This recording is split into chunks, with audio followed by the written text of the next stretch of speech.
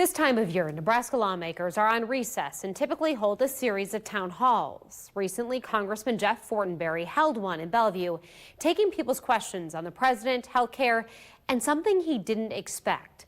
A woman asked him to sponsor a bill that may have saved her parents' life. Her parents, Ann and Thomas, died in their late 70s from carbon monoxide poisoning. Reporter John Kipper tells us the story of how the couple's children are lobbying politicians so it never happens again. For most modern vehicles, you no longer need a key to start your ignition. Instead, you simply need to press a button and the vehicle turns on. And in fact, you can even get out of the car and walk away with the key fob in your hand, and the car will still remain running. Now, while some may like this feature, it cost one Bellevue couple their lives.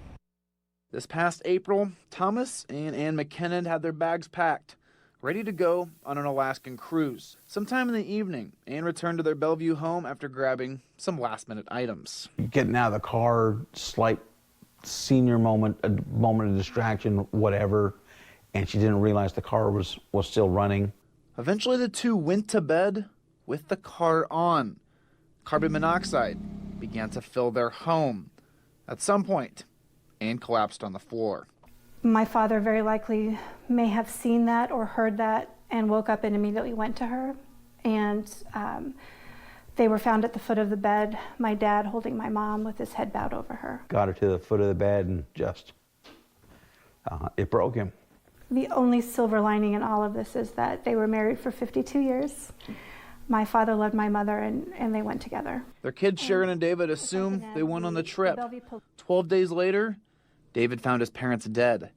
The two grieved for a while, but eventually their sorrow turned into something else. And that's where I started to get angry. Their 2017 Hyundai Tucson, like many vehicles driven in the U.S., has a keyless ignition and only turns off when you press the button again. Some vehicles have a mechanism that automatically turns the idle vehicle off after some time, but many don't. There isn't any regulation, so it's really up to them to self-regulate and whatever features they feel they want to. So there isn't anything uniform across the field of trucks, vehicles, SUVs. Just in the last few years, there have been several instances in the Omaha area. Sharon has documented them and is getting to work trying to make changes. I just don't understand why, if they know there's a problem, why they wouldn't fix it. This past Wednesday, her Congressman Jeff Fortenberry held a town hall. She spoke up.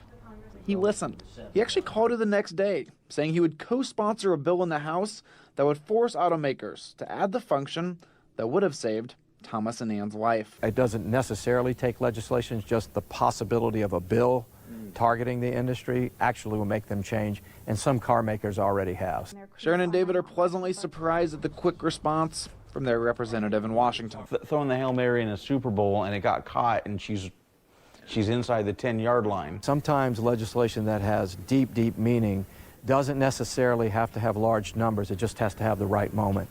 Sharon has helped create that right moment. Sharon is also trying to reach out to Senators Deb Fischer and Ben Sasse so they can co-sponsor the Senate version of the bill. She's also considering a lawsuit against the car company.